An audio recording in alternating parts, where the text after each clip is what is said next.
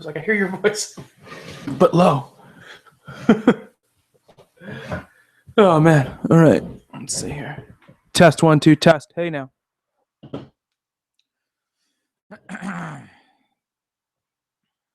Hey, this is Bobby. Just talking. Okay, cool. That looks good to me.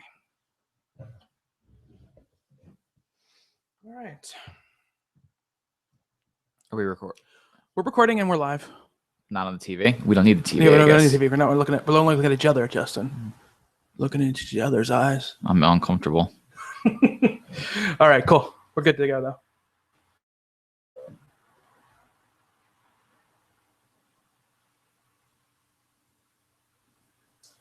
All right. What's tomorrow? Tomorrow is the 27th. 27th. It's April, right? Yes. Okay. Hey, everybody. It's Thursday, April the 27th, 2017, and you're listening to the Talking Games podcast. I'm Bobby Sherrill. I'm here with Justin Townsend. Hello. All right. So it's you and I. We said we're talking about games, and everyone's like, we're out of here. Yeah. We don't play those. We don't play those. We don't play games. We're not going to be part of this anymore. No, he was actually on vacation, so congratulations, Hugh. I think he was always on vacation. Yeah, I think that's right. He has an easy street. The childless life. The childless life. It's fantastic. Oh man, but this week we're gonna go deep dive on the games we've been playing because we've been just doing lightning rounds over the past couple of weeks, and as we said, the fourth show of the month is going to be a little more deep dive into the different games that we've been checking out, and of course, do a couple listener questions as well. And we're probably actually gonna almost kick off with sort of one because we must look at the news out of the way first. The only big news that really broke this week is that Call of Duty, the next Call of Duty game is Call of Duty World War II. Going back, obviously, to World War II, back to its roots in that way. They said they're going to have a co-op campaign as well, which seems like it's going to be a separate thing than the single-player campaign. I think zombies are coming back again. Seems like they're going like way back, like no regenerative health backs. Like they're going in the way back for the whole game, or just supposedly for the whole game. But I don't know if that carries over to multiplayer as well. Oh wow, that would be interesting. Yeah. I'm most interested in this because I want to see if they use this as an excuse to change up a lot of things about the game, like you were just mentioning, like how is the multiplayer structure, like reward system going to work? It's got to be way different than it was for the previous 6, 7, 8 games. I'm not sure how care packages are going to work in World War II. Yeah. Also, the guns just will have a lot less customization available to them. There are no red dot sights. There are no enhanced scopes. All this kind of stuff that has become so prevalent in Call of Duty and is a lot of what the upgrade sort of path is all about is going to have to get knocked back. And it worked for Battlefield 1, obviously a very well received game, very popular game, but it's a very different game, right? Call of Duty and Battlefield are the only thing that's really similar about them is you use guns. Yeah, and Battlefield was only modern for 2 games, basically. Yeah. And before that was very much much like Call of Duty, World War II shooter in a lot of ways. So I'm wondering, what this is going to look like. And it's interesting. I mean, I think that, for Call of Duty, I'm always there just to check out that 8-hour single player campaign. And then I'm usually out. I'm just not, it's randomly player is just not what I'm looking for in a multiplayer shooter. I wonder if this will change your mind though. It would only be if they introduced stuff like Battlefield has, like class-based stuff. Because if it's just, hey, can you shoot dudes the best? The answer is no, 100%.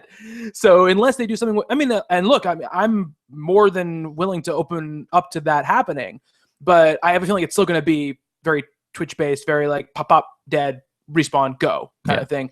Unless they're going to do drastic changes, which who knows? I mean, I loved Call of Duty 2 on the 360, which was based in World War II. That was my first real taste of online multiplayer, aside from Halo 2. And so, it took me a little bit to get used to it, but I loved those maps. I loved that gameplay, and I'll be super interested to see how the audience reacts to it, because the audience has been turned off from the futuristic setting for the last couple of Call of Duties, especially this last one. Yeah, absolutely. I mean, it's also just been on that sliding, declining scale of the games as well. So I think it's part of both of those things. I think that I'm interested to hear what people who are diehard Call of Duty people think about this, because I think it will get some lapsed players back into the fray, because maybe the last time they played a Call of Duty game was Call of Duty 2.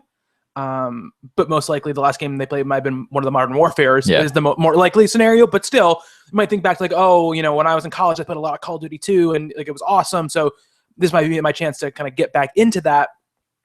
And the idea there's a whole co-op campaign, I think that's very cool. And that's something that interests me as a player as well. I mean, one of my favorite things ever in Call of Duty history is the Spec Ops mode in Call of Duty Modern Warfare 2. I wish they'd bring that back. And they just never have. They've just been like, nope, we're not interested in doing this ever again. Here's more zombies. Yeah, and we'll call something Spec Ops, but it's not Spec Ops. It's just like a horde mode. And I loved playing those co-op missions, even though they weren't really bound together by story, just these discrete co-op missions with friends. Like, they were great. So if this brings back sort of that feeling, then I'm all in on that thing as well. You know, what they do to change the multiplayer is what I'll be interested to hear academically from other people, because I just don't care that much, you know, on the surface. They've got my attention. Like, I'm curious, whereas before I could really care less about any of the Call of Duty multiplayer. Yeah. If I'm interested to see what this one is, and I would probably give it a shot when I pick it out to play the campaign, because that's what I always do. Oh yeah, I'll definitely launch into a couple matches. I always do, like, just to see what it feels like and what it's like, and I always do horribly, but like, you know, I didn't think I was going to be into playing Battlefield 1, and I ended up getting into playing it. But again, it's a totally different structure of game, and they're going for totally different things. You know, it's the scale, not just the class-based stuff, but the scale and scope of a Battlefield match is much less about the how many times have you died, how many people have you killed, and more about territory control and how this all goes. So, and Call of Duty really isn't about that. So I'm wondering what they're going to do. And it could just be, hey, here's Call of Duty multiplayer, but now you have old guns. That could very well be what they do. But they're gonna make wall running really difficult. Yeah, they're going to bring some. Maybe for the multiplayer they'll do like, oh, the game is a really serious World War II story, but the multiplayer, this is alternate history where the aliens came and gave us technology, and now we can run on the walls. If it was set in a World War II setting, that would be kind of awesome. I feel like that's probably not Call of Duty's wheelhouse, though. I feel like the people who were pissed off about the future stuff would be especially pissed off about something like that. This isn't Wolfenstein or whatever. But yeah, it's an interesting thing. You know, obviously, like you said, it's an attention-getting thing. So, which they had to do because they were losing ground fast. I mean, they were still the best-selling game of last year. Of course, because it's Call of Duty, but their lead was much smaller than it used to be. And Sledgehammer put out the last really good one. Yeah, the fully featured package. Yeah, because I think the campaign in Infinite Warfare is really good. Yeah. Just the multiplayer really didn't do it for a lot of people. But I think that they hit their sweet spot with Advanced Warfare. Right. The campaign was really good. People seemed to like the multiplayer a lot. It brought in those like the jump jets and the wall running for the first time, and it felt good. Yeah, I mean, and if you're gonna do, and I think the problem too was not that obviously Titanfall 2 didn't sell particularly well, which is an unfortunate thing. Good job, EA. But I feel like people who were into the kind of shooter that Titanfall was, and might have also been a Call of Duty, I feel like it came to a point where Call of Duty was doing a bad impersonation of what Titanfall was doing much better. Much better. And so they had to once you start being compared unfavorably to competition like that, then you need to pivot, because obviously you could keep going. And I don't know if there's ever going to be another Titanfall game, but it better be. But I feel like they kind of hit a wall where they realized they had gone farther than people wanted to go with them. Yeah. And now they're going back, and they're going way back to World War II. So you remember the times when it was like, oh God, another World War II shooter. And now it's all fresh. And now it's all fresh again, and they're all running back towards it again. And I'm sure the cycle will continue once again. But yeah, I think that you can play as Hitler in the zombie mode or something, which has gotten some people's feathers a little ruffled. Yeah, I saw people tweeting about it, but I didn't know if that was a for real thing or not. Yeah, me neither. I just saw a tweet about it, so don't take that as gospel on the news from us. But that would be, considering the current climate of our world, that would be a poor decision. Bad decision, yes. Yeah. Bad decision. Yeah. So we have a question from a longtime listener and friend of the show. Yes. Andy writes in for the first time in a while. And Andy is a big historical nut, as his username is Historic Me. Or if you're a long-time listener of the show, Hysterectomy.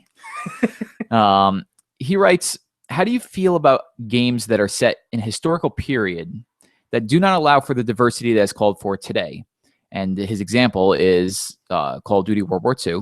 And this was specifically related to a Polygon article that came up today. And that Polygon article, which we'll put a link to it in the show notes if Yes. you want to read it. It's an editorial Yes. about the announcement and the idea behind the sort of tenor and tone of the announcement that they're making. And it has to do with the idea of World War II as a white man's war, and the marketing and push behind this seemed to be like, yes, it's a white man's war, but we can also check these boxes of there's a black person in this trailer, there's a woman in this trailer, that kind of stuff. But the full creative force they put out on the stage is all white dudes. And you know, I just actually read the article out loud to me when we were doing our mic check before we went on the air, and I encourage people to read the article so they can get more of a context here for what we're talking about. But the idea to me in the article is and I don't want to talk too much just about the article. I just want to give people the context of why we're talking about this. Is that you know, that the announcement felt like, okay, we're going to make another white person game, but we try to, you know, give the people who aren't white people a little bit of throw them a bone, right? And the point they made was, you know, diversity and race is not, and gender is not a checkbox like we have online multiplayer or there's a co-op campaign on the back of the box. And to be treated that way is an insulting thing, because in doing it the way they did it, it seemed dishonest. It seemed like they were just trying to do that. Andy's question is a little bit different, right? Andy's question is about kind of historical context and how that all goes about in putting in a game like this. I mean, Justin, what do you think?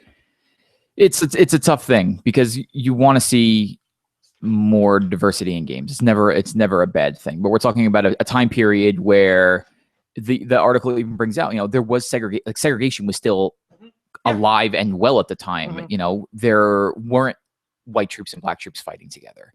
Either, you know, women didn't have a place on the front line. Like their place was, you know, nurses, or as Andy said to me, like, because this is his wheelhouse, I asked him about it.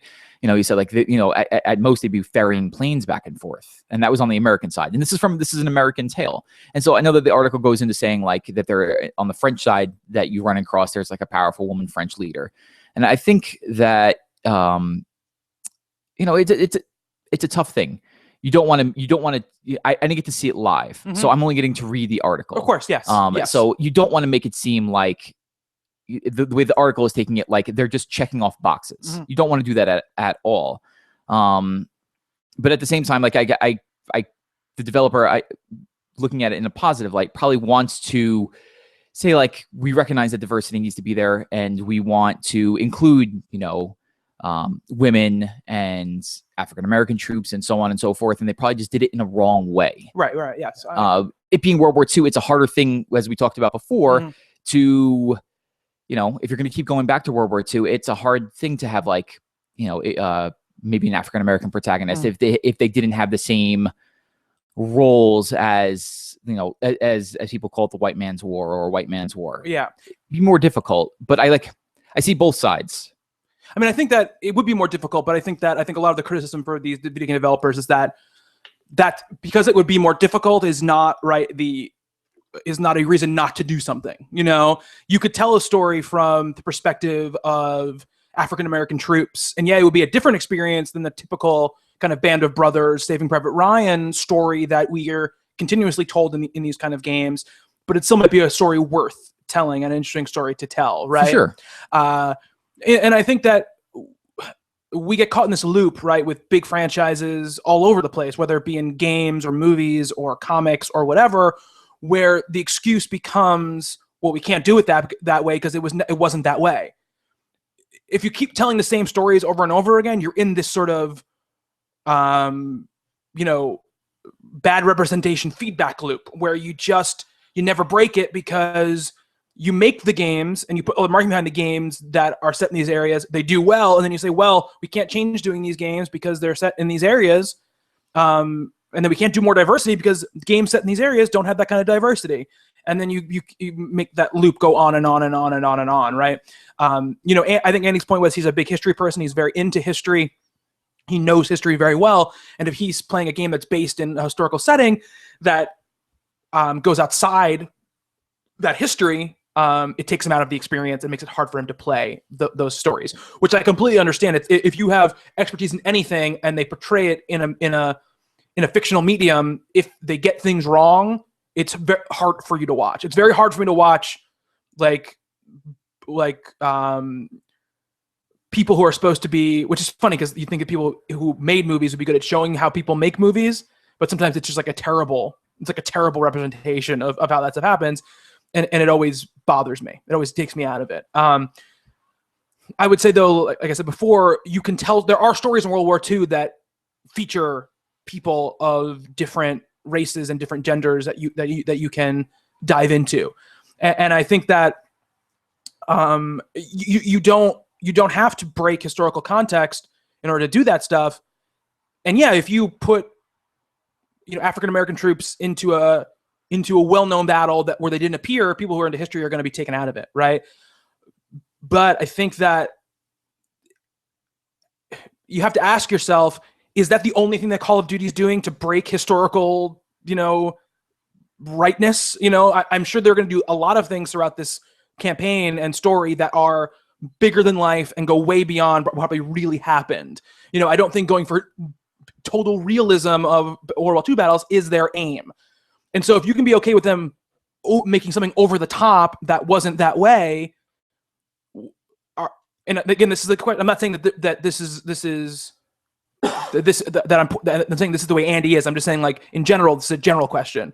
If you can be okay with them going over the top with concepts and ideas that happened in real world battles and tweaking them to make them more cinematic, why can't you also accept, but they also put a black battalion into this story? You know what I mean? It's like, yeah, you either have to be, if you're gonna toe the line of it has to be accurate, then you have to be 100% on that has to be accurate, and every little thing you have to call out and has to bother you. If it's just race and gender that does that to you, then you have to look at why that does that to you. Yeah, and I guess we have to see. I mean, the article does make points like, hey, the game's not out yet. Of course. We don't know. Mm-hmm. And, they said that it seems like they're going for a very authentic feel from the way that the guns actually look and sound. Mm-hmm. So, like, maybe that's really what they're going for. Maybe. Who knows? I will have to wait until, I think it's November 3rd to find out. Yeah, it's November 3rd. And I'm sure we'll see a lot of it before November 3rd, obviously. Yeah, I mean, it's just, I think talking about these things is one of those things where you can be excited for something and also be critical of aspects of it. And it doesn't mean that thing is not worth anything. And I think sometimes that's what happens when people hear people having these conversations. They think, well, they're just writing it off. And like, that's bullshit. We're not writing it off, but you also can't, if you're interested in this sort of discussion, let's say, you can't write off everything that is bothersome about something just because you're excited for it. If you want to be part of that discussion. If you don't care, then don't care. Just be like, I just want to play the game where I shoot people in the head, and like that's fine if that's what you want to be. But but if you're listening to a podcast that goes deep into talking about a medium, they're going to talk about this kind of stuff. And I think it's worth talking about, because I think talking about all of these issues is worth talking about, and getting the discourse on the table, I think, is important. But yeah, Call of Duty World War II is going to be out, and it happens with it's a huge franchise. It's like, and so it's under more scrutiny than a lot of other franchises would ever be. Yeah. Because it has the chance to reach more people. And I think when people see something that has that kind of reach, they want that reach to be for good, and so I think that's why people are critical of this kind of stuff, because they see the power behind it. But yeah, that's Call of Duty World War II, and I'm sure we'll talk more about it. We'll probably definitely be on Sony stage at E3. Oh, for 100%, for sure. And it'll be section. And actually, this year I'll be a little more interested in watching it than I have been in the previous years. Yeah, where I'm kind of like, okay, they're doing Call of Duty, that's cool, but I already know what Call of Duty is. I'm interested to see what they did to change. Yeah, this. Like, what does this look like? Yeah, be really interesting to see. Exactly. Can we just talk about one thing for a second? Yeah, of course. This has been a crazy year. Yes. This fall doesn't get any easier. Think about it. Marvel vs. Capcom Infinite just got a release date, mid-September. I think it's the 16th. Okay. Then you have Call of Duty, Battlefield, Battlefront. Man, there's some other stuff. Oh, like, and then late August, you have like Shadow of War, The Lost Legacy. Like, this year is nonstop. You know what sounds good? And also Mario. It's true. You know what sounds good about the Call of Duty Marvel Capcom games, though? They're short. It's true. If we can get out of the here's a bunch of 60-hour games all in a row, that's when I'll be happy. Though we're supposed to get Red Dead Redemption at the end of the year. Oh, that's right, Red Dead Redemption. Yeah, we'll see. And Destiny 2. Destiny 2. Yeah, Destiny 2. That will be a big time sink. Good God. Obviously. But this is like the genius, right, of games like Destiny or an MMO or whatever that comes out, or something like Diablo or whatever. It's that you can put hundreds and hundreds of hours into it, but it doesn't have like that daunting look down the barrel because it all happens in like discrete chunks. You know, you're like, oh, I'm going to run this bounty tonight, clean these couple of bounties and do this one mission. And all of a sudden you've been playing for 6 hours. It's not like when you're playing Persona, which we'll talk about. It's like, okay, I played for 6 hours. I still have so much left to go. I know. Not even close. Not even close. I didn't even make a dent. Destiny, it's like, okay, I think I'm done playing for now. And there's really no, like, you know, you don't feel like, oh, I missed. Again, we don't know what Destiny is going to be like story-wise, obviously. But, you know, you don't think you missed any, like, only thing about narrative. Destiny is if you're playing with a group, that is a game that you don't want to be left behind. Oh, yeah, totally. Yes. So you kind of have to play every night. So True. That way when the raid comes, you're not squeezed out of the group because you're not a high enough light level. It's true. That definitely, it's keeping up the Joneses situation, definitely. Yeah. It happened in the micro level this time around when, like, Hugh and Cody and Sam were all playing. All of a sudden I'm seeing them talking about it in our Discord chat, and like the light levels are going up, and I'm like, I'm behind again. I was ahead of all of except for Cody. I was ahead of the other two. Sam hadn't even played the game ever before, and she already passed you. I know. She's like, oh, I'm at 370 light now. I was like, well, I guess I'm done. So easy to level up now. Yes, there's so many games, which we're going to talk about. One more thing. What? Yes. We said we were going to mention it. What? I was finally right. Oh yeah. Marvel Heroes is on console. Yes, it is. In closed beta right now. In closed beta, which they make you pay to get into, which is infuriating. Yeah. There's a couple of Founders packs. The cheapest one is, of course, the War Machine Founders pack, which is... Of course. Yeah. I think Spider-Man's like $20. Yeah, Spider-Man's $20. Well, the War Machine one is usually $20, but PS Plus it was like discounted or something 16 like that. or 16, yeah. And then there's like an Avengers one that's $50 and a Guardians of the Galaxy one that's $50. And it's in closed beta, so they're going to wipe your progress when they come out of closed beta. Which is why I haven't done anything yet. Yeah, because I played that like opening chapter probably 20 times. 20 times, to like not more. Try out different characters and try to level them up, because you can level any character up to 10. Without buying it, which is cool. I mean, I think that's great. Yeah. But it is handicapped from the PC version right now. Right now it is. Yeah, and I hear there's some technical blips and issues going on right now. It's kind of disappointing though. Like Spider-Man has like 4 costumes. Like they have 38 characters coming. And the PC version right now has like 61. So that's fine. But like, I know on the PC version, Spider-Man has about like 35 different. I mean, that's an exaggeration. He probably has like 12 different costumes. Right. And on the console side right now, it's like, oh, he has 4. Yeah, I think that's in an effort so that they can say like, oh, Spider-Man has 4 new costumes. And, and it gets people to come back and spend money. I know, but if you've been playing on the PC version, you're like, I want the superior costume. Also, Spider-Man's not that much fun to play. Yeah, Spider-Man's not the best character to play. No. Give me that Captain America. I like playing as Captain America. I'm going to play as Thor this time, I think. Oh, cool. I have to fight some people to play Thor in my group. Yeah, I'm excited when it goes into open beta. Oh, I'll be stoked. I will be in there all the time. Totally excited to play it. I'm totally excited to put that on like my like. I need to take a break from the story-based game or long game that I'm playing. Let me put a couple hours into something. It'll be Marvel Heroes. Yeah, that'll be fun for sure.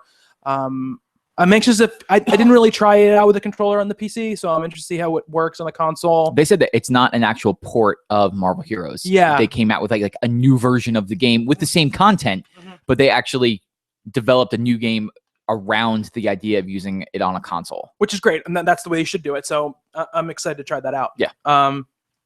Yeah, so you were right about that. Hooray! Only took 3 years. So, yes, we got some games to talk about.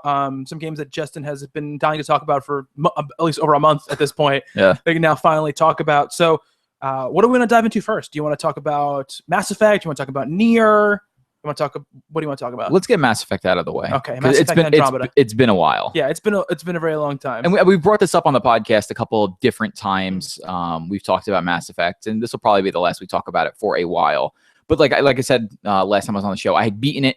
I wanted to give it, like I had beaten it the previous night, and so I wanted to give some time for my thoughts on the game to settle. And it's been about 2 weeks. I haven't gone back to the game, even though I wanted to, just because I started digging hard into Nier. But I will eventually go back to it because there is some things that I want to see. And so what I wanted to talk about with Mass Effect is like why I ended up coming around on the game, which is like a controversial thing or like a controversial topic for the two of us. For the two of us. So let me ask you first, because I want to talk about that definitely, to kind of lead you into it. How many hours did it take you to beat the game, for one thing? 41. 41 hours. Yeah.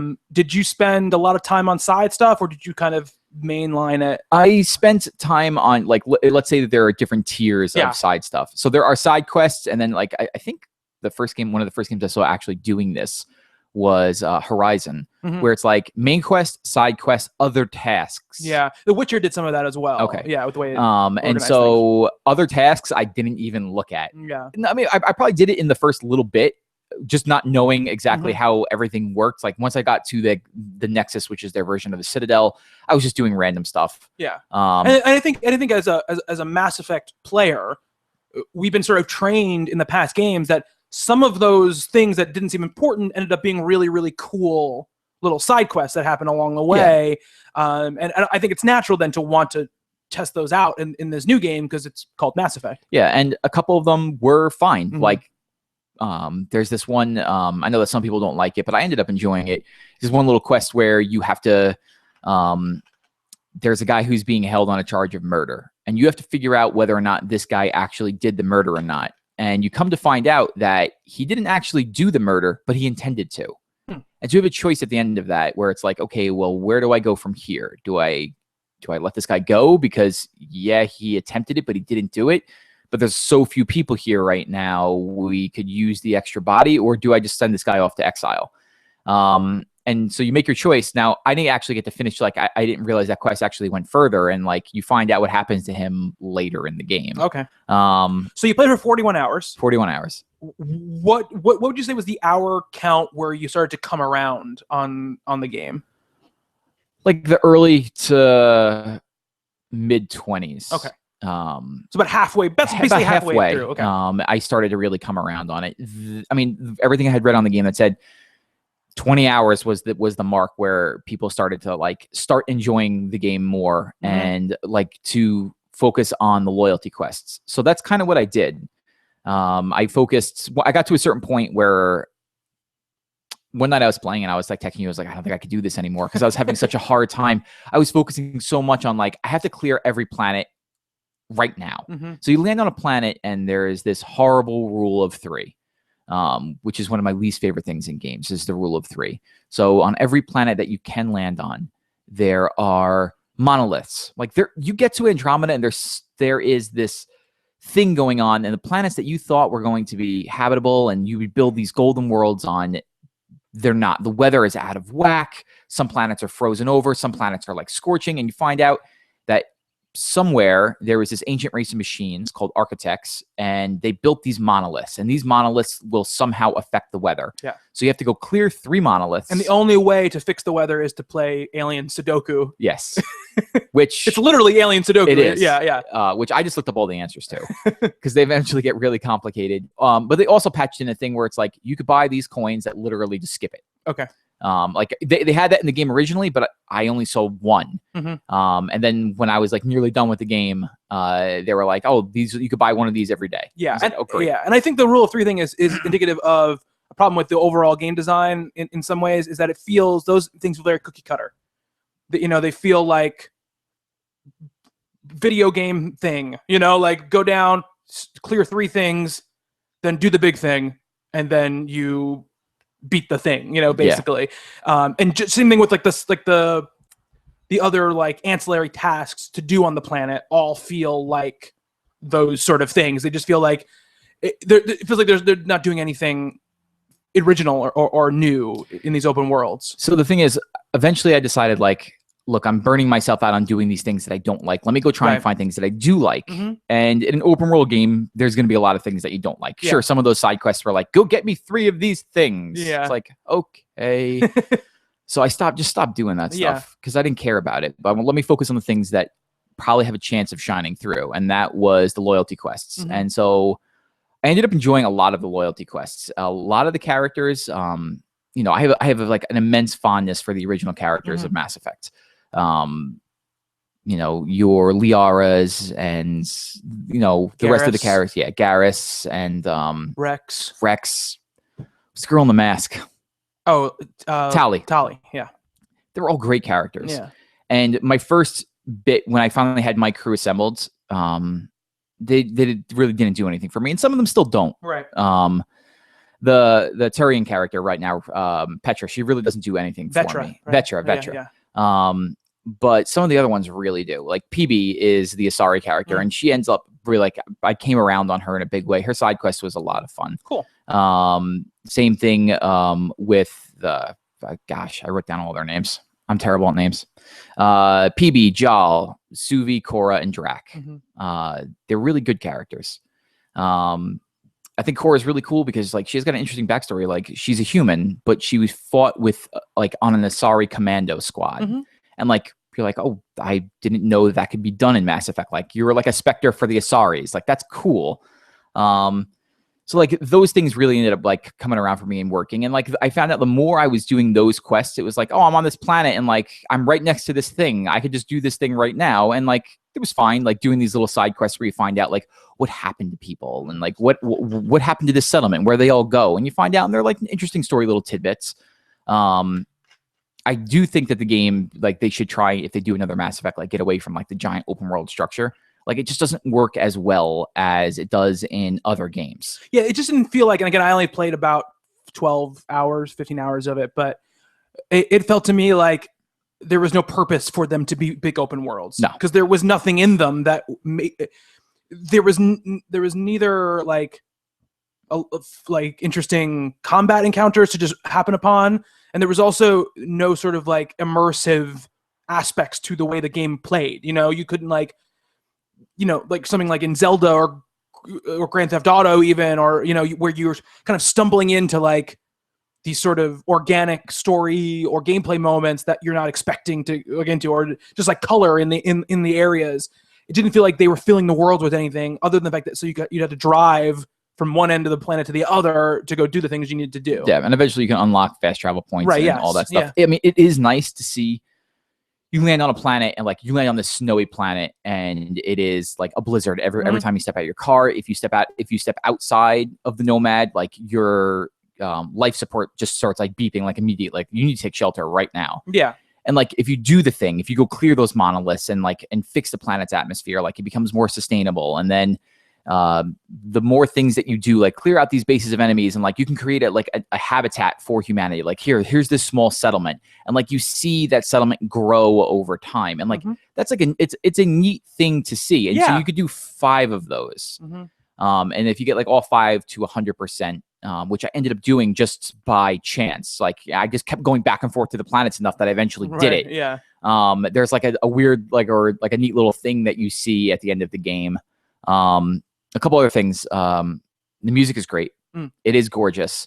There were like really dynamic combat stuff, but you had to go search it out. Like you ended up fighting this giant architect thing that flies around, like architect snake that flies around in the sky. It's like a cool boss battle, but like you had to like kind of go seek it out. Like that was one of those side quests that you had to do. Yeah, the combat was fun. I enjoyed. The combat was good. I enjoyed the combat when I was playing the game. It was the least of my complaints from playing the amount of the game that I did. And as far as the story stuff goes, like originally when I was playing the game, I thought Ryder, my character, was just like a doof. Like, and I'm not even going to go into like the whole facial animations thing. They started fixing some of that. Right. But after a while, like I just stopped noticing. I was like, okay, that's a flaw with the game. Like they're just going to look weird. Yeah. I mean, it was a flaw for sure, but it was something that you could look past. You could look past. Yeah. If the other stuff was there to buoy it up. So the weird part about it is like the character started to grow on me. Like your character has zero respect from everybody when you start the game. And the getting rid of the Paragon Renegade stuff, I felt actually worked in the game's favor a lot. And I know a lot of people didn't like that. But like if I wanted to tell somebody to go screw off, like it wasn't like I was choosing the Renegade option where it's like I could affect the end of the game this way. Like if I just didn't like a character, I just didn't like you, and I liked everybody else. But it let me do that. Yeah, no, I think it was a good idea to get rid of that binary, like you're good, you're bad system that they had. And then the more you do in the game, your character starts earning the respect of her, you know, her quote unquote superiors and also her crewmates. Like some of the crewmates, like right at the beginning of the game, like Cord like does not respect you at all because she thinks that she was next in line to be the Pathfinder, and she was. Right. Yeah. So she's pissed that you have it, and she has a duty that she's going to uphold to serve you, like not serve you, but like to be at your side. But as the game goes along, the choices that you make end up changing the way the characters see you, and what it feels like a more correct or like actuary tone. And so like it took me a while, but I ended up coming around on it. Is it a perfect video game? By no means. And is it the best Mass Effect game? No, it's not the best Mass Effect game. If it had any other title but Mass Effect, I think people would like it a lot more. I think the game has a lot to offer, but it is like it's not on the same tier as those other ones. Yeah. Like those other ones are some of the best games ever made. Any of them are. And so, this one definitely is like, it's a disappointment coming off of that, but I think that they lay the groundwork for something good. I like at the end of the game, like in the game, it does what open world games do now. It's just like, oh, you're not done if you don't want to be. There's a ton of stuff that you could still do here, but it feels right. Like the game doesn't leave off in like a way that the other ones did. Like it's open for a sequel. Like they definitely leave the door open for a sequel. But you could be like, well, I'm not done yet. Like I still have worlds that I could go help populate. I still have side quests that I want to see the end of. And it's like, you could just get like right back out there and keep exploring. So, I mean, all of that felt really good. And that's Mass Effect. Cool. I will play whatever DLC comes out for it. Think there's going to be DLC? Yeah, for sure. Okay.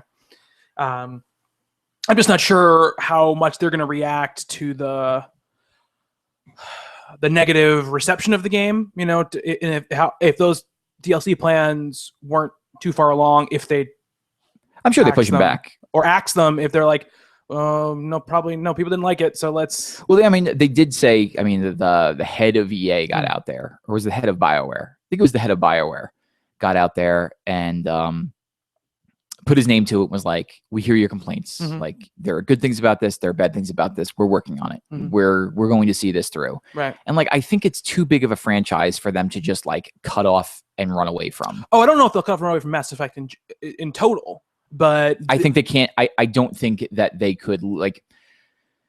I don't think they can make Mass Effect Andromeda 2 without completely fixing Mass Effect Andromeda 1. Yeah, but I think at a certain point, even if they fixed it, the name Andromeda is going to be a poison pill for them to a certain extent, because it's almost like, how long it took for people to actually realize that all of those weird Xbox One restrictions weren't in place anymore. It was like the box where you always had to be online 2 years after they had gotten rid of that stuff. It's just, I mean, once it hits the public consciousness, like the tail on it, like doesn't stick with nearly as many people. So that if you try to talk to most people who didn't stick with the game or don't follow along closely with having the game, oh, that game was bad, is what most people are going to say, no matter what they do from here on out. So I think they have to ditch the Andromeda subtitle at the very least whenever they go next with the series. We'll see. I mean, it would be interesting to see where this goes. Yeah. Because even if a sequel is coming, it's not coming out for years. Yeah. Years. Yeah, absolutely. And I like,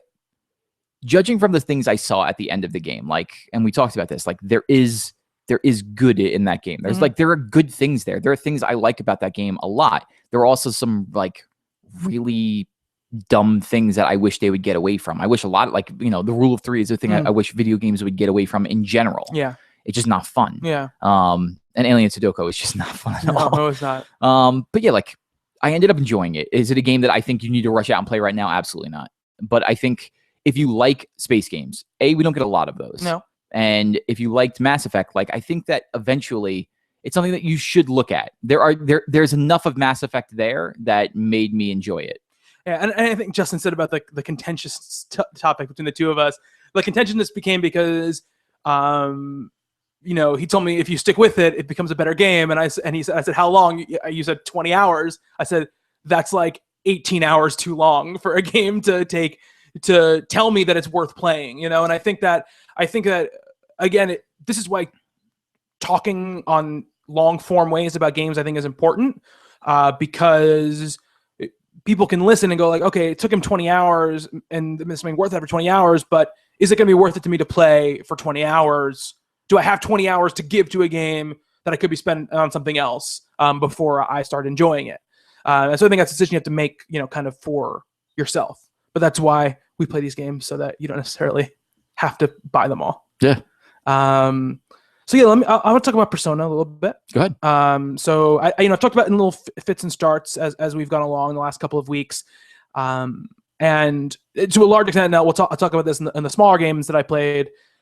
I got to this point though, like last week or something, where I was like, literally since March 3rd when Zelda came out, I've played 2 games. It's like I've only played Zelda and Persona. It's basically what has been happening. It's a huge game, and I put a 24, 25 hours into it at this point. I'm a quarter of the way through it. Jeez. And I'm loving it so far. It's very interesting to play such a Japanese role-playing game. Final Fantasy 15 is obviously has a lot of Japanese role-playing game tenets to it, but it's adopting more of a Western style. It's like it's taking the Western style of this open world RPG and sort of and tying it into the Japanese tradition. This is a very linear role-playing game. For the first 5 hours, you're basically being just taken from scene to scene. And there's a little bit of like, you can walk around and do stuff, but for the most part, it's just like, you do a scene, you go to the next scene, you do a scene, you go to the next scene, you go to the next. It's very linear for a little while until it starts opening up a little bit. And it's a turn-based battle system in its dungeons. You're walking around, it's not random battles, but enemies are walking around the environment. If they see you or if you touch them, you're in a battle with them, basically. And it goes to a separate screen, in which you fight them 3-2, whatever, in front of you. You're on one side, they're on the other side. So it is a very much traditional battle system in that sense. Does it get tiring? No, because there's a lot of variation inside the turn-based combat, and you have a 4-person party at all times, and you're controlling all of them, unless you've got the cat person with you, and then she or he plays himself. You don't control him, but as you go along, you get other party members that you can swap in and out. So you can have party members where you're controlling everybody, and they have a lot of cool mechanics which make you sort of be actively involved in what's happening. So obviously all enemies have a weakness, and if you learn that weakness and you hit them with it, you get a follow-up turn, and you can choose to either use that turn for yourself, or you can do what they call a baton pass and pass it on to another player. And if you pass it on to the next player, they'll get increased accuracy and attack power when they go, and so their attack will do more. And so if you have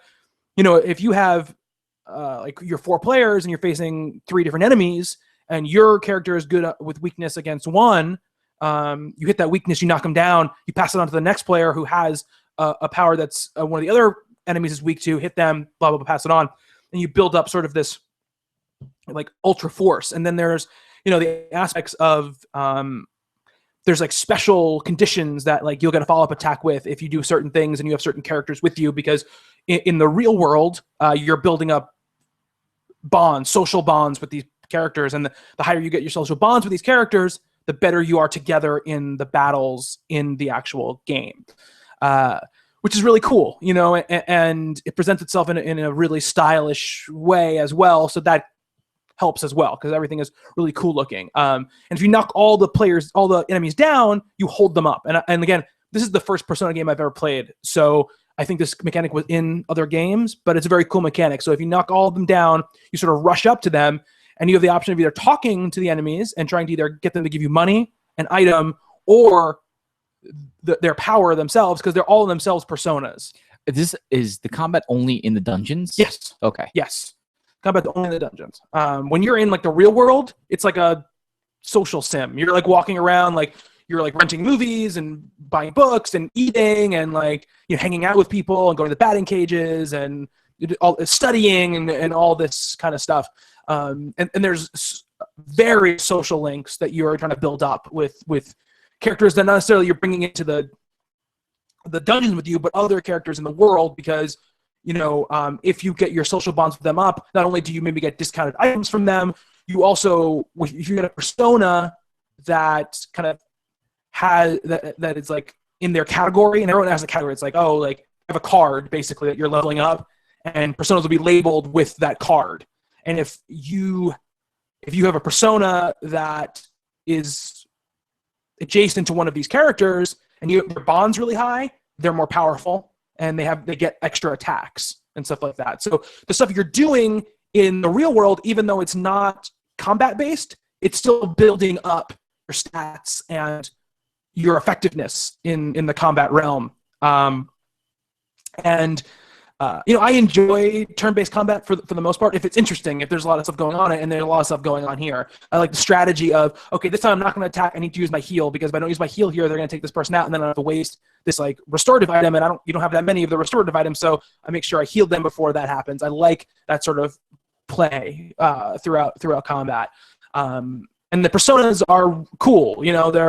They're basically, your summons in a lot of ways, except they're not as powerful as summons. They're basically attacks, so like your magic attacks. They're your magic attacks.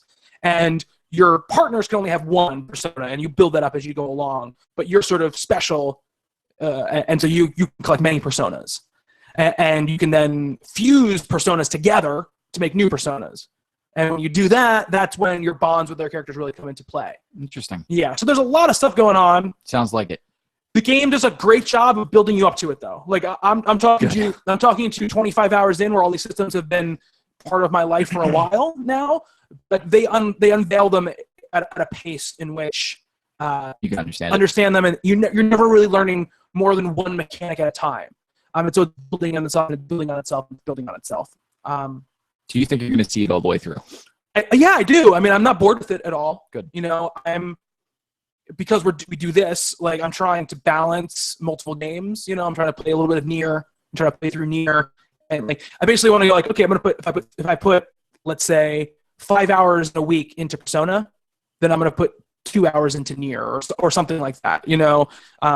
Hopefully it's more time than that, but if it's only that amount of time, like that's what I'm gonna do. My goal is to really be done with Persona by the time we hit like June or something like that. That's sort of my June or July. There are people who are like listening to the show that reached out to us that are like, well, I've beaten it. I want to know what you think of it so far. Yeah. We had one of those questions. Yeah. It was Tanner. It was Tanner, yeah. Asked specifically me about what I was thinking of it. And I love it so far. And I can see why people love the game. We mentioned the style is unmatched. The music is amazing. Like all of the frills around the game make it very easy to like, because you're always getting some sort of like either auditory or visual stimulus, because everything is so cool to be a part of. I think that, and it doesn't matter if it's sort of the in-game cutscenes or the anime cutscenes, because they all look really good. And they did a great job picking the music that is sort of like the idle music, because it's like this jazzy sort of downbeat thing, and you hear it a million times, because whenever you're like in your bedroom or when you're walking around, it's playing like this same song. But I play 25 hours and I'm not sick of it at all. Good. And same thing with the battle music and all that stuff too. I'm enjoying the story. I really liked the first dungeon and the idea behind that dungeon. And I like this. I finished the second one. I like that one too. It's not as personal as the first one. How many dungeons are there? I think there's 8. Wow. I think there's 8 of them, which makes sense because it took me about 10 hours to do each of them, basically. Not 10 hours for each story section, not 10 hours in the dungeon itself. Do you think the game is hindered in any way by its length? I mean, I think it's hindered in the fact that most people won't finish it. For sure. And I think people are probably going to be scared off by how long it is. And, for me, when I've been excited about it for a couple of years because I wanted to play 4 and it just never happened. I didn't want to play it exclusively on a handheld device. Yeah. And I didn't have a PS2 plugged in or anything like that, so I've been waiting for this game to come out for a long time because I wanted to get into one. And hearing that it was that long is definitely oh my God. Like that's what actually scares me about the game. It's terrifying that it's that long. For me, it's like I'm gonna play as much as I possibly can. If it comes to a point where I'm not having fun anymore and it becomes a chore, then I'm gonna stop playing because I don't want to have that experience with the game. And if I put 50 or 60 hours into a game, like I'm gonna feel like I got my money's worth putting 50 or 60 hours into it. But so far, it's keeping my attention. And what's good about it is it's a game that, because of its turn-based combat and because of the way the systems are laid out and the day structure, it's an easy game to walk away from for a little while and then come back to. How are you doing with the time crunch? I don't mind it. I know it's Patrick Klepek from Waypoint was talking about how it was stressing him the hell out. It seems like it's going to stress me out. You know, the truth is you're not going to have time to do everything. And everything, except for shopping and stuff, passes the time. And most days, except for like the one, I don't know how school works in Japan, but it seems like there's only one weekend day where you have fully off from school. That day you have more options, but for the most part, you wake up in the morning and then sometimes there'll be like story stuff that happens during the day, like at school, or you'll have a test or you'll get called on by a teacher and you have to answer a question, which, by the way, they're not asking you questions that you can necessarily know from walking around or talking to anybody in the game. They're just like general ass knowledge questions that they ask you. If you get them right, it adds to like your knowledge stat or whatever. Most of your days are going to consist of waking up, basically school, and just like scrubbing through school. It'll be like early morning, afternoon, and it'll go to after school. And after school is when you have your time to do whatever you're going to do. Most of the time, it's like, hey, do you want to go to this dungeon that we're doing right now? Do you want to go to? They have a sort of it's not procedurally. I don't know if it's procedurally generated, but it's like a dungeon you can always go to. That's like a sub dungeon. It's like it has like mini bosses and stuff in it that you can fight, and just a bunch of regular enemies. And it's a way to level up and get items and stuff like that. And like there's levels to it. It's like the subway system, and it goes down levels and levels and levels. Okay. Because in the game, the side quests really consist of, you have like a website for the Phantom Thieves that like somebody set up for you, and then you get like requests on the message board. They're like, oh, this person's bothering me, blah, blah, blah, whatever. And then like you have this person who like vets them and goes like, hey, I found one that's like real. Can you go to this like, I think they're called Mementos is the name of this like sub dungeon. And you just go down levels until you find this like sub boss and fight them. And it's like a mini version of the dungeons. You do that, or you can go like hang out with Ryuji, or you can, hang out with An, or you can hang out with whoever, or you can go to the clinic and have the weird doctor lady perform medical trials on you that like gets you discounts on medicine and ups your guts like category or Weird. whatever.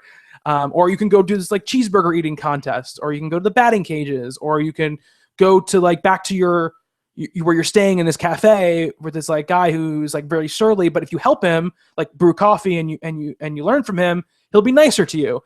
But all of those things usually take up like that block of time. So if you're going to do that, like if you're going to go, go to the hamburger eating contest or whatever, like you do the hamburger eating contest and it goes from after school to evening, and you go back home, and there are things you can do at home that you can only do at home. Like you can study at home in one of the booths. You can go upstairs and watch a movie. You can like craft stealth tools like lockpicks and stuff like that at your table, Which seem important. Yeah, you can work out and they'll up like you get extra hit points for doing that. Weird. There's a lot of stuff you can do.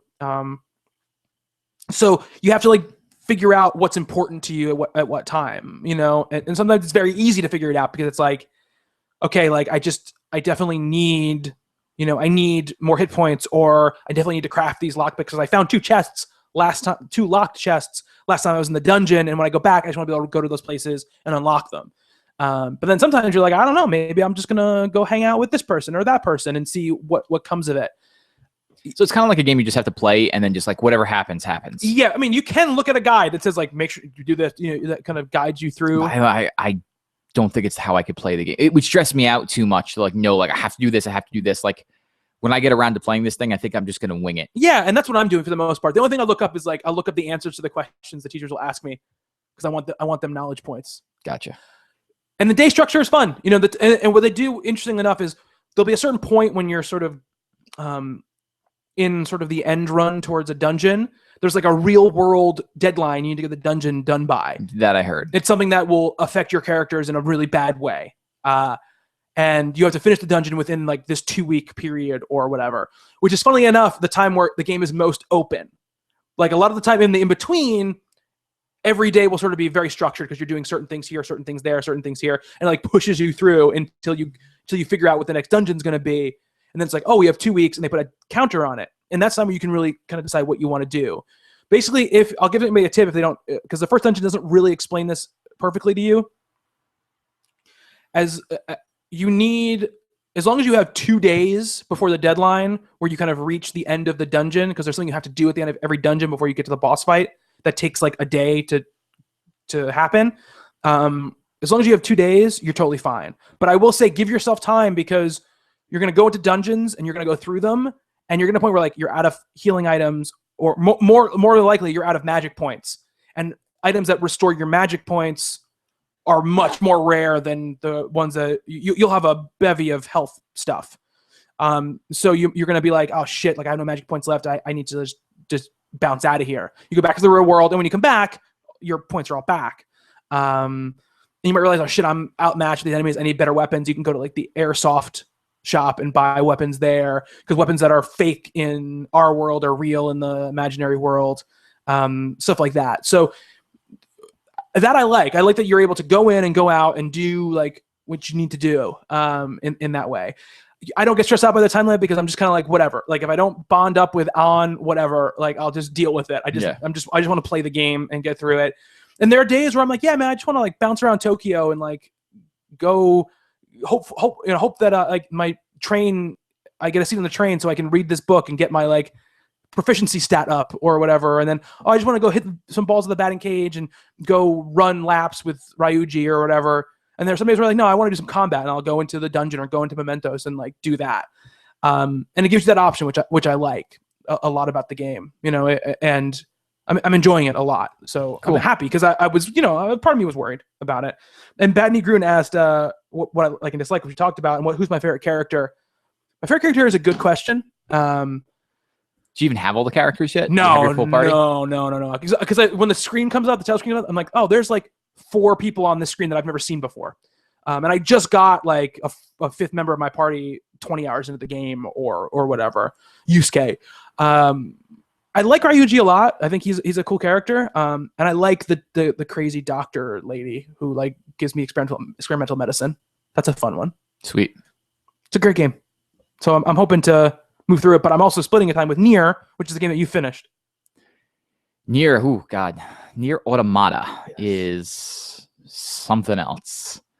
Man, I don't even know where to start with this thing. So I have beaten Nier. I got the platinum somehow. I have beaten all 5 major, or seen all 5 major endings, which is not something I thought I was ever going to do with this game. I mean, we talked about it briefly in podcast past. With the 5 major endings, you had to play through it 3 times. 3 times. Right, okay. And then at the end of the third playthrough, this is not really a spoiler, but just so you can understand how the endings work. Yeah. At the end of the 3rd playthrough, there's a choice you have to make, and the 4th and 5th playthroughs are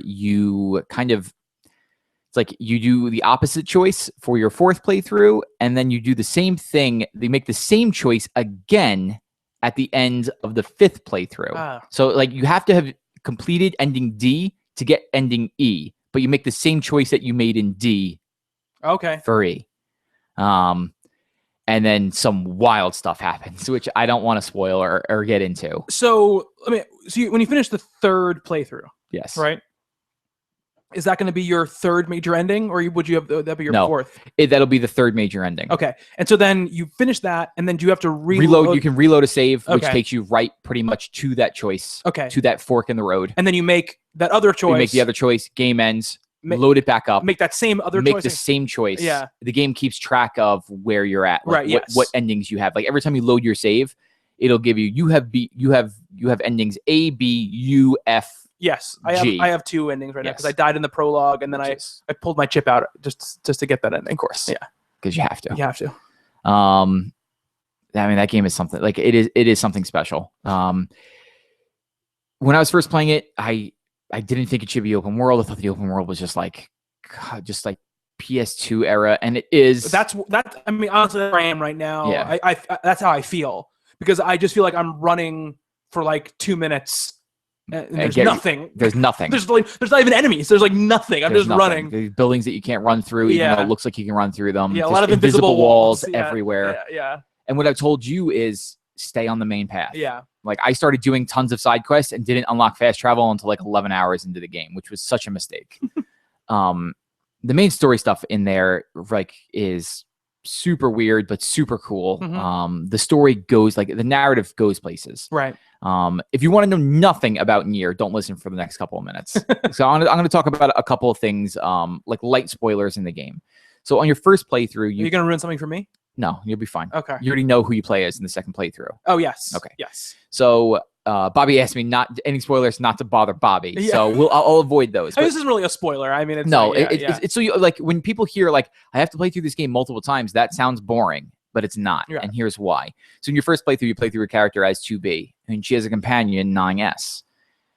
They're androids, by the way. They're androids. It's a very weird setup. So the basic setup is aliens came to Earth, built machines that ran humanity off Earth to the moon, and humanity built androids to go back to Earth and retake Earth from the machines that the aliens built. Yes. Yeah, not the aliens themselves, which is like an interesting. The aliens haven't been seen for a very long time. Right. Yeah. It's a very weird world. We're talking thousands of years. Thousands of years in the past. Which is weird because the buildings are still standing. Yeah.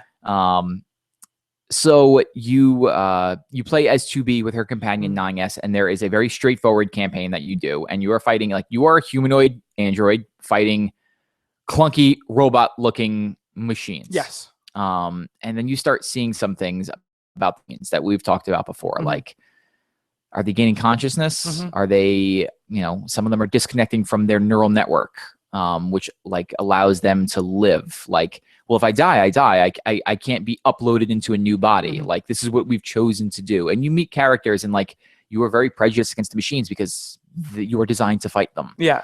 And you are also coming you have your own consciousness. You are aware of your actions and you make decisions, but your basic programming is to protect humanity at all costs. And so this bumps against that. You're my enemy. I can't be associating with you, even though you're helping me out here. And that story plays across the first campaign. And there's an ending. The game ends, the credits roll, and you actually go back into the campaign and you start the game all over again, but you're starting it from the viewpoint of 9S, the other character. Now that character has different abilities than 2B. He's a hacker. So there's a ton of hacking mini games, which are fun. I'll leave it at that. Okay. I never really got tired of hacking. That's good to hear. And it's shorter. It is a shorter campaign. You skip major boss battles because of story reasons, narrative reasons. And I told you, the combat is all monotonous at that point. You already know what's going on here, but the narrative side is really why you're playing it. So you will be fighting a boss from the first playthrough, but you are picking up things that you didn't pick up on the first time because you're hacking into that boss and you are slowly seeing the curtain lifted on why is this character acting like this? And nearly all of that stuff is wildly tragic in the most crushing ways. If you had told me 3 months ago that Nier Automata would be a game I would be playing not for the combat but for the story, I would have called you crazy and it was mostly good at ignorance, right? Because I think both of us just thought oh, it's just a platinum game, right? It's just gonna be hack and slash. Yeah, it's gonna be it's gonna be I love Bayonetta and Bayonetta 2. They're fucking awesome games. The story is gobbledygook, It's all about just oh, this is crazy. She has a hair dragon, all that kind of stuff. That's what I expected Nier Automata to be, just crazy in the platinum way. Yeah. Not in this Japanese role-playing game way, which is a lot of what it is. Yeah, I mean the story is why I saw Nier to the end. The combat eventually becomes whatever. Yeah. It didn't matter to me. Yeah. Even at the start, I mean, I think the combat's fine, but it's not. It's great. I had fun with the combat. I got really good at it. The chips that you could upload into yourself add a ton of different ways to play the game, which is a really neat balancing act. Yeah. Where you can you get a chip that's I want to just regen health when I'm out of combat. Oh, cool. I have 4 of these. Let me add them together. Let me fuse these together. But now by fusing them together, it's taking up so many more slots. Right. Now I've got to drop stuff to put this in. So I had no problem with the combat all the way up until near the end of the second playthrough. But let me get back to the playthrough really quickly. Sorry. Yeah. So yeah, you find out more about the things that you're doing, and it's it's just sad. You end up feeling for a lot of the characters. Even the bosses that you're fighting, you're oh Jesus, that's why you were this way. Yeah. at the end of the second playthrough, same things start happening, and then credits roll, and then you start playing in the middle of the credits. Things happen, and then the third playthrough is completely from that point forward. It is not a replay. It's not like a replaying of like the actual game. It is all from that point forward, all new stuff. So yeah, like I think the second playthrough probably took me like 4 hours, maybe a little bit more. I beat it in like 2 sittings, maybe like 5, because I was just rushing. Like there are a ton of side quests that you can do, and those side quests go places.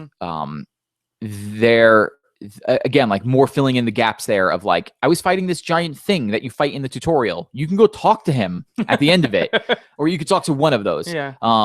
They all go places, but for me, like I was like, I just want to see the endings. Like I want to get the main parts of this. And so I just started beelining it through.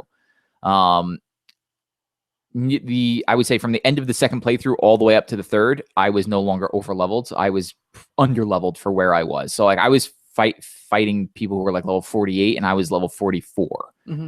So that made it more difficult. And if you die in that game, you've got to go get your stuff back. Yeah. Which a couple of times, like I had some weird stuff happen to me in this game too. One time I died and I went to go pick my body back up and my body just was not there. Like it was there, I could see it, but it wouldn't let me pick up any of my stuff. And I'm like, well, we'll just reload a previous save. There's no auto save in the game at all. So save every chance that you get. You go to these terminals and you can save. I was so over leveled, I didn't even think about saving. And I played about like 2.5 hours of the game. And I encountered a game-breaking glitch where you return to your bunker in space and you're talking to your commander who decides that she no longer wants to live and walks right through the walls into space and drops out of space. Like just drops out, and it's like your character actually has no ability to move. You are stuck. Oh my God. It is like I researched everywhere and I found one person who had this glitch, and I messaged them and they never responded, but I was like, what did you do? I never got a response. So I was like, all right, well, let me just, I thought back then, like, let me just reload the save. It auto-saved somewhere. Never did. I was right back where I started. I lost like 3 hours of progress that night. So then like, I just beelined it through that and probably finished it in about an hour and a half. Just like forego all combat anywhere I could. Oh, so the game is you can switch difficulties at any time? Yeah, anytime. And if you put it on easy, it plays the game for you. If you can either disable or enable these auto chips with the left trigger. If you enable the auto chips, it will basically just play for you. Like you walk, but it'll attack, dodge, shoot all for you. Yeah. And as Justin was saying, like I think this game is like the combat's fun, but the story is like where it's at with this thing. Yeah. So if you're playing the game and you feel like, oh, man, I died, I have to redo this thing over again, just put it on easy, let it get past the point that's like bothering you, and then you can put it back up or down however you want, you know. A few times in this game I was playing it and things that happened like legitimately upset me and like I didn't see coming. That's cool. Yeah. It's something else. And then so you get to the end, like I can't stress enough, if you're going to play Nier Automata, you cannot stop after the first playthrough. And if you see yourself through the second playthrough, you have to play through all 5. It took me 27 hours to beat the game completely. And that was with doing a decent amount of side quests, like maybe not decent amount. Like I finished like 30% of the side quests, but like I never really decent amount. I never really struggled with the game, like difficulty wise at all, except for that opening area, which you got to see. Yeah, so you can't save in the opening area because the thing about the game is, and I could be wrong about this. I could be speaking out of school, but I feel like this is much more of a tenet of Japanese game design than it is of Western game design. Everything that you do in the game that's like a game system is basically baked into the fiction of the game. You save at these terminals that basically you're downloading your memory set to these terminals. So if you die, you can be, those memories can be uploaded into your next body. Exactly. You know, stuff like that. The fast travel is like the same way. All of it has like this, you know, this in fiction reason why things are happening. Yeah. So when you're playing the opening section, the prologue of the game, if you die, you have to go back to the beginning of the prologue. And it's not like it's like a hard section. You're not used to the controls. Yeah. And they throw things at you that if you're just not used to it and you're not used to the way these things move or your character moves, you could very easily die very fast. Yeah, and like the place where you died and I died as well, which is like at the last It's like basically the last thing you have to do before you can save. Yeah. If you just run the wrong way, like if you run to your left instead of running towards the center, you basically are dead. Yep. And for it to be that quick, like I was like, I died once. And I was like, okay, I'm just going to put it on easy. And just for that, I played through the whole section basically with the auto chips off. But when I got to the section, I just put them on. I'm like, you're going to dodge the right way. And then she did. Like, she dodged like where she was supposed to dodge. And then I took it off and just fought the boss the rest of the time, you know? But just be aware of that stuff, because it's going to... I think the real problem with that stuff is not so much the fact that you have to replay a section, is that you couldn't skip like the stuff that you already played. Stuff you know played, but like even like the opening is like pretty long. Yeah. And it's like, okay, like let me just skip this part. Like yeah, I don't mind if I have to do like the whole on the ground part again, or like, but like come on, like this is like, yeah. So that stuff was a little bothersome. But again, it's part of like, it's one of those things where it's part of the personality of the game, you know. So like even though it can be maddening, the rest of the game probably wouldn't be as interesting if that philosophy wasn't underlying the whole thing in that way. At the end of the 5th ending is they do something I've never seen a game do ever. And it's a choice that you have to make. And it is like, I can't spoil it and I won't, but it is like, it's why I'm saying like, you have to see it, because no other game has ever, like, as far as I know, has ever done anything like this. Cool. It's a special game. I want more. Like I've been thinking about it, and like I want more of it. Like I'm cool. It's cool because in Gravity Rush they introduced DLC where you just play as 2B, and I'm like, well, when I play Gravity Rush, I'm just playing as 2B because she's one of my favorite characters that I played in the game in a long time. That's awesome. I got the platinum because after your 3rd playthrough, one of the vendors in like your resistance camp that you go to, you get to like right away. There 2 characters are literally wearing the Yoko Taro head, like that smiling mask, and then like you go to them, and so it'll be like, you know, it's like fiction breaking stuff. Like you go to them and you're talking to them and they're like, I feel nauseous. So it's like you're talking to the game itself. Like, what do I do? I don't feel good. Where do I go? Like this game's too difficult. Yeah. So after them, she's like, I've got stuff in stock. You know what to ask me about. And so like, one of the choices is like, ask me about the thing you want. And it's like, you could just buy the trophies. You could buy like almost all the trophies. That's really funny. Except for like for story-based ones, like the main ones you can't get. With in-game currency, and like I had like $2 million of in-game currency because I kept picking up these machine cores, and I never really thought about selling them because I was afraid like I'm gonna need these for something, and they ended up being worth like $30-something thousand, and I had like 70 of them. It's like, okay, well, let me just start selling these things. And so I was like, buy. Oh yes, absolutely. So I bought them all, and I was like, all right, well, I'm probably not gonna end up getting like I'm probably gonna be a few short of the platinum. And then when I beat the final ending, it was like, bing. It's like, all right. Platinum Drovey. The easiest one I've gotten in a while. But like, you know, I felt okay about it because I lost those 2 hours of progress. Yeah. But yeah, like Nier is just, like, if you're on the fence about it, if it's like, this doesn't really sound like it's wild. No other game does this weird stuff with the endings and the multiple playthroughs. Like it grew on me so much because it's really not in my wheelhouse either. Yeah. But it's something, man. Yeah. And I should say, I know, again, I didn't know this. There was a I think it's PS2 game, right? Nier was on PS2. I think it was there was also a PS3 one as well. Oh, really? Yes. So you don't have to play the previous Nier games to understand this game. Apparently there is stuff you will get out of them if you have played them, but just so you know, they exist. Apparently, they're all spin off of that Drakengard series, which I've heard of, but have never understood what it was. So I didn't play any of those games. I followed it through pretty cleanly all the way up until a certain point, and then it kind of gets like they start talking about things, and you're like, wait a second, I get what you're saying, but why? And so like I actually went when I finished everything, I went and I just went to like Wikipedia or like give me everything, and so I read it all, and I'm like, oh, okay. That's cool. Go play Nier. That's nice. Awesome. I have 2 short things that I played. I played a game called Late Shift, which is on the PSN right now. It's on Steam as well. I think when I bought it this weekend, it was $10. And it's an FMV choose your own adventure, basically, but really well produced. Like it looks great. Not Contradiction. No, it looks better than Contradiction. Contradiction is a pretty good looking filmed thing. Yeah. You know, if you compare it to like the old FMV games that used to come out, but this, like, it looks like pretty legit for the most part. That's cool. And for the most part has very good performances. I'd say there's some times where it gets a little corny, but but just not as corny as Contradiction for sure. No, but it's going for a different thing. It's going for a much more serious thing. It's the story of a guy who works a late shift at a parking garage, and he gets kind of caught up in this heist story.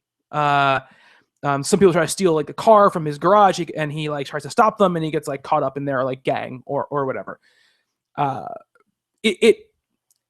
Where it's corny, it's just corny enough where it's enjoyably funny. Like even though they're not trying to be funny, I had a great time just playing it and like playing with my wife and talking about it.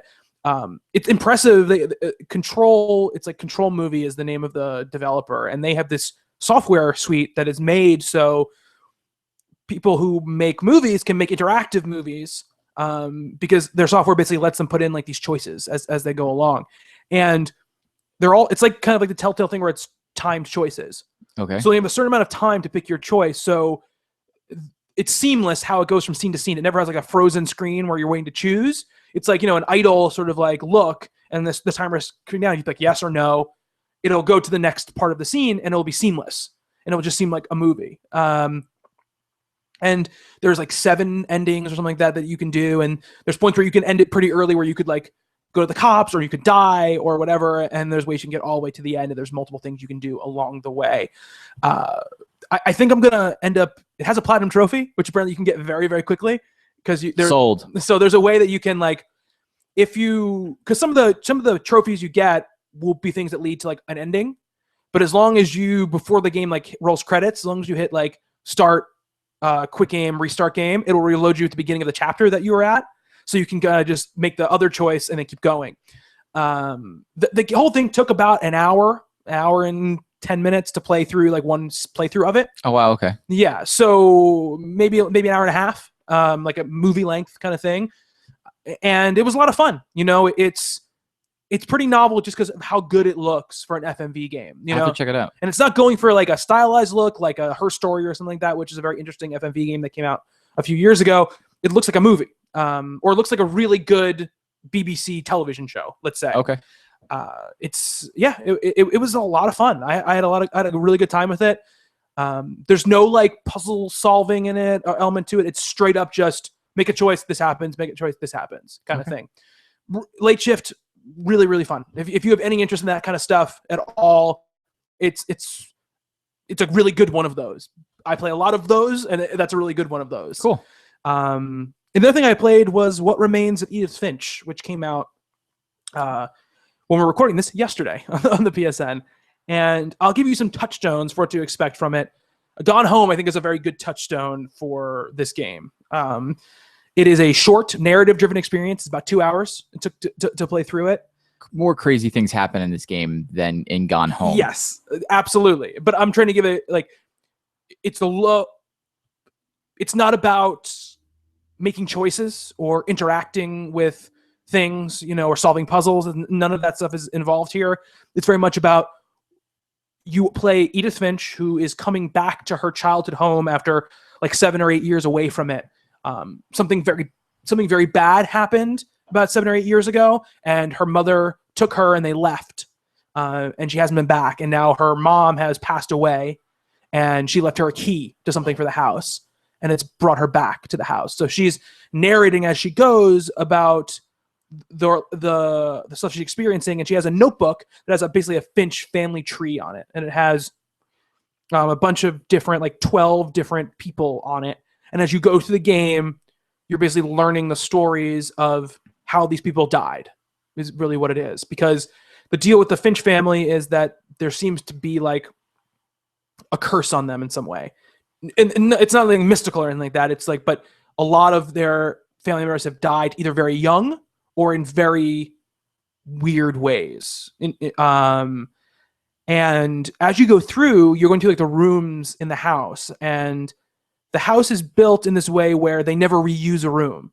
So when one of the people would pass away or leave, they locked up the room and basically kept building the house as more people lived there. Interesting. So the house is like this crazy, like Frankenstein creation.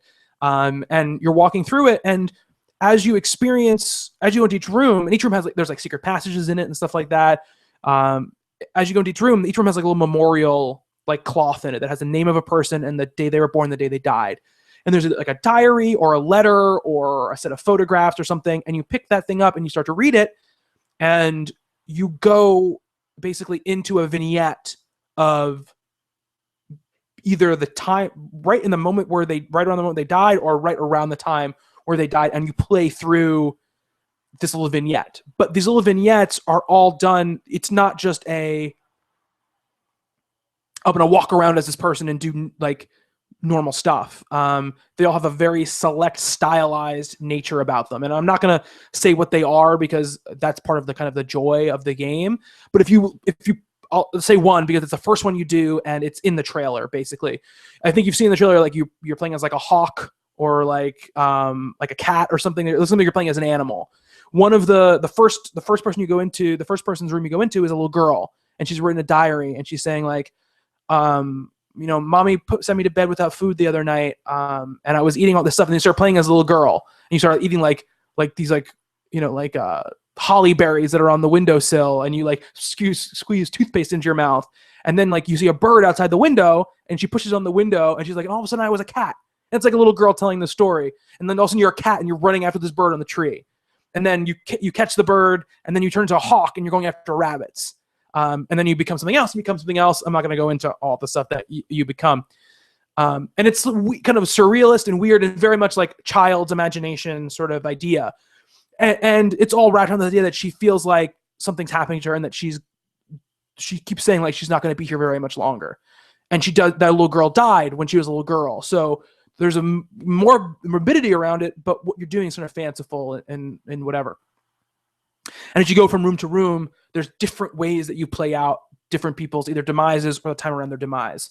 This sounds lovely. There is a couple of them that are stylistically amazing. Like there's one that I wish I could talk about because it was so cool, but I don't want to talk about it because it's something that people want people to see. Yeah, when it happens, you're like, oh shit, that's awesome. And there's a couple of them like that. I will say this: the game has fanciful and funny things about it, and it has wistfulness about it, and it has happy things about it. But it's also a sad game. It's a game about this girl sort of trying to come to grips with what's happened to her family and if it's going to happen to her, and trying to figure out why people kept things from her. And, some of the people who died were her siblings. So she has it's a very powerful thing that happens at sometimes. And so where some of these vignettes go is just crazy. So it is, I say Gone Home to the top because it's a touchstone as far as you're walking around a place and you're looking for stuff and you're experiencing a story, other people's stories as you go, right? Which is much of what Gone Home is about. It varies wildly, obviously, from what happens in Gone Home, but I think that I don't want people to expect it. It's not even like a telltale level of engagement, right? Okay. You're not making choices. You're not doing oh, I'm gonna go this way, I'm gonna go that way, or I'm making a dialogue choice or whatever. That stuff isn't there. You are doing gameplay things, and there are things that you do to interact with the environment and the world, for sure. But it's not about. It's very much about, here is the story we want to tell you, and we're gonna guide you through it as you go. You're experiencing a person's story throughout it. It was fantastic for me. I love those kind of games for one thing. So to know that when you're going into it, if you're not someone who enjoys story-based experiences like this, then maybe it's not for you. But it was powerful. It was funny. It was relatable. It's not long. No, it's 2 hours. It took me 2 hours to play through it.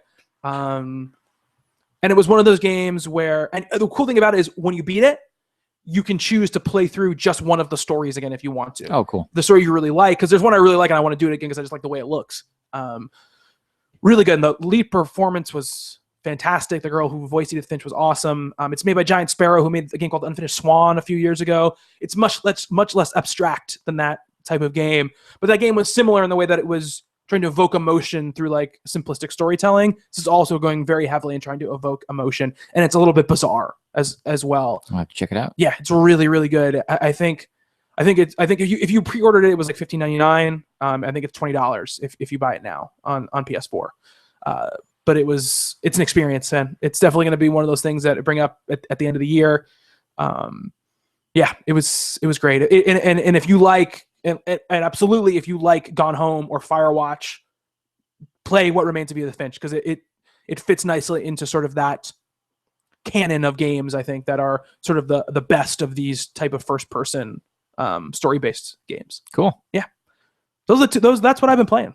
I've got one more thing. Yeah. And it's quick. Flint Hook. Yeah. Speaking of things we were talking about at the end of the year. I know Kelsey brought it up, I think it was last week. Yes. So I didn't really know much about it. I knew the name. I knew the concept of the game. I did not know that it was Rogue Legacy in another form.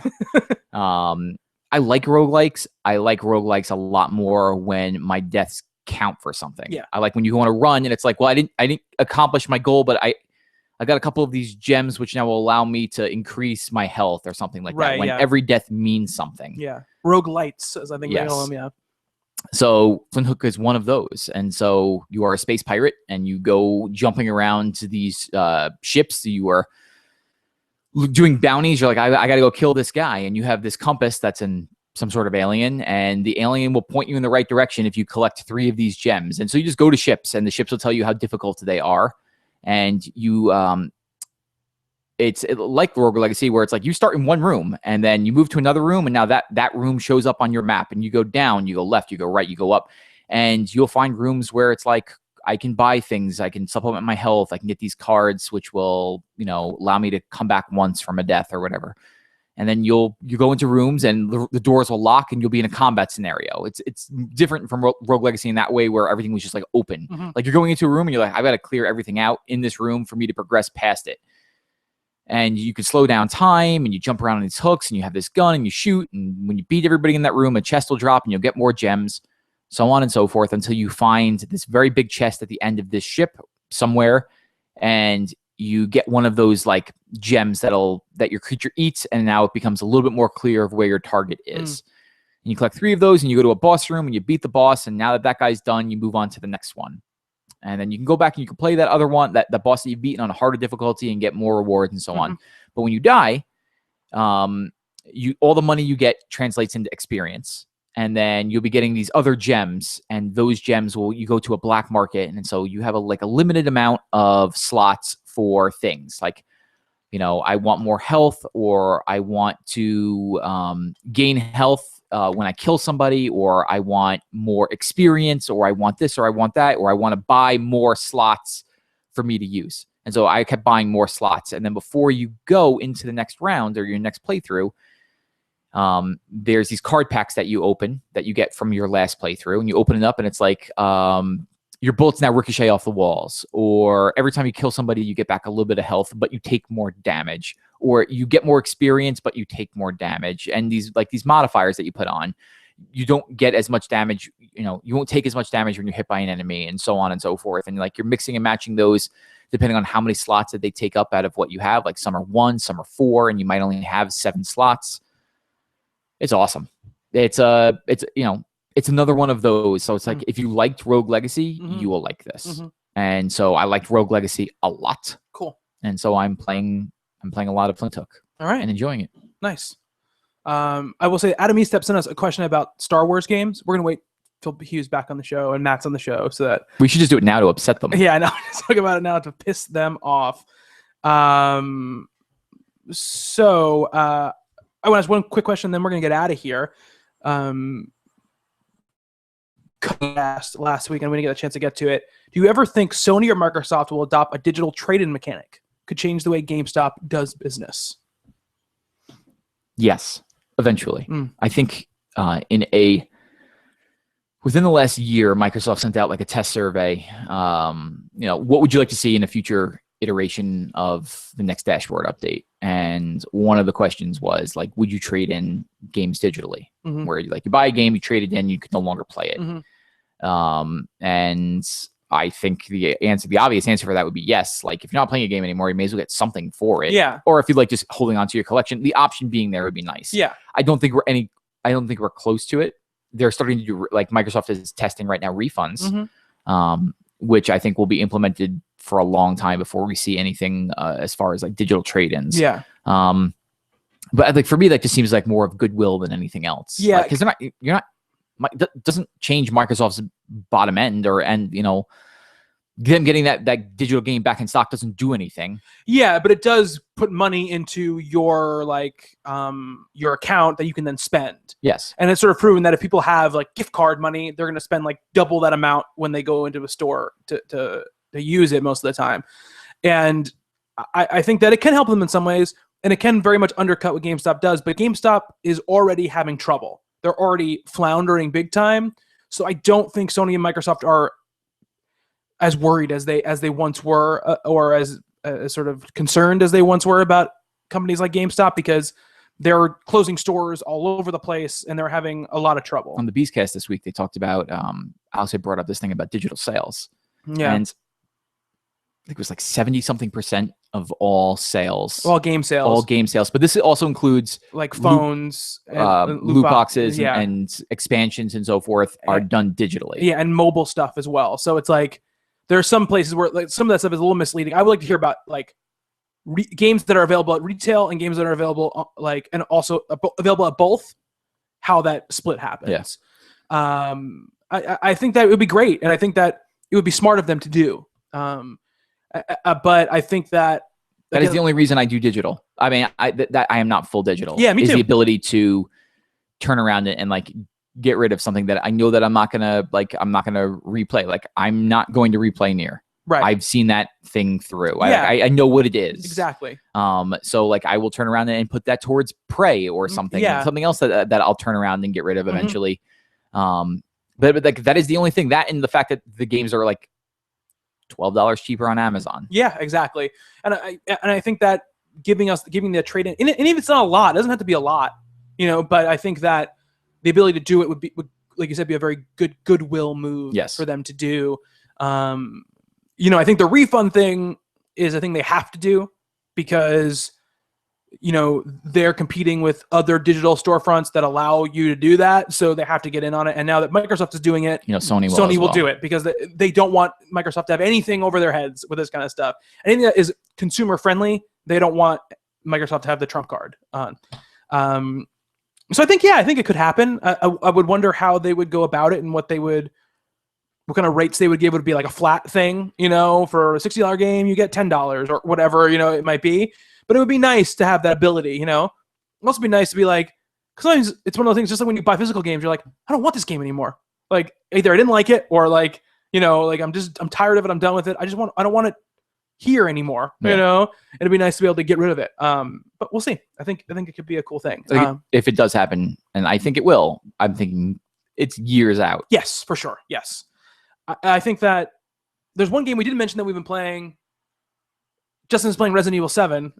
He's about halfway through that thing, playing through the whole thing on videotapes. That's going up on our YouTube channel right now. A little series we're calling Monster Closet. So if you're checking it out, I think, there's 4 parts out when you hear this, and the 5th part is coming out on Friday.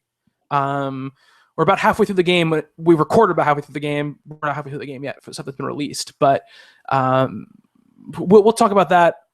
I think I want to get Justin's full impressions after we finish it. Yes. But if you want his moment-to-moment impressions, you can definitely watch those videos because he gives them. Yes. That is a safe way of saying it. As we go along. So check that out on the YouTube channel. And if you haven't yet, please subscribe to our YouTube channel. It's growing. It's growing. And I think Cody is going to be doing another competitive Overwatch series. He's going to be putting up his kind of road to trying to get to the top tier. So we're going to see how that goes. Hugh played through all of the first episode of Guardians of the Galaxy, so that's up there as well. And you and I are talking about a lot of things. Got a lot of things that are going on. Yes. I got some new features we're spinning up. I'm working on a new feature that'll be going up regularly. Right now, I'm working on the first one right now for actually late shift.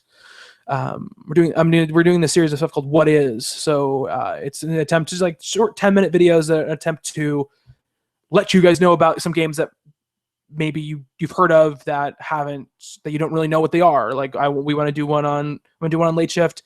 I'm gonna do one on Player Unknown's Battlegrounds, which is probably a game that most people who are into games have heard of, but a lot of people probably don't. God, I want to play that. Know what it is, and other stuff like that. So that should be cool. And I'm hoping to have the first one out by this weekend, just as a kind of like a pilot program on that. And I'm going to record a couple more times of me playing through Battlegrounds and then do one of those as well. But yeah, we're doing that. And follow us on Twitter at talking_games. Rate and review the podcast, please. Rate and review the podcast on iTunes so Justin can not have a stress heart attack. Because sometimes we get negative reviews and then Justin sends me screenshots of them. We said we read the reviews, so I read the reviews. So leave us nice reviews, please. If you're enjoying the podcast, please rate and review it. It means a lot, and it helps a lot with standings in iTunes. It's one of the best things you can actually do for helping the podcast. You can follow me on Twitter at Bobby Shortle. Justin. Joroak, Joroak.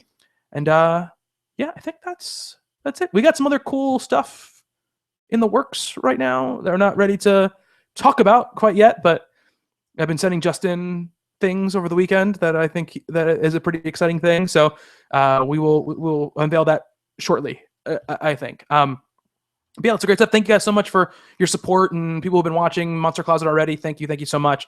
When you tweet at us about it or comment on it, it means the world to us. It's really does, because when you record those things, it's kind of like it's a new venture for us, right? As the podcast, we've been doing a lot of episodes, and you get kind of regular feedback when you do the show. That's kind of a new venture for us. So when you guys message us or talk about it, it helps to not think like you're just talking into a void, which is awesome. Yeah, it's really great. So thank you very much for that. But I think that's going to do it for Talking Games for this week. Thank you, Justin. Thank you, Bobby. And thank you to all of you who are listening. Until next time, be good to one another.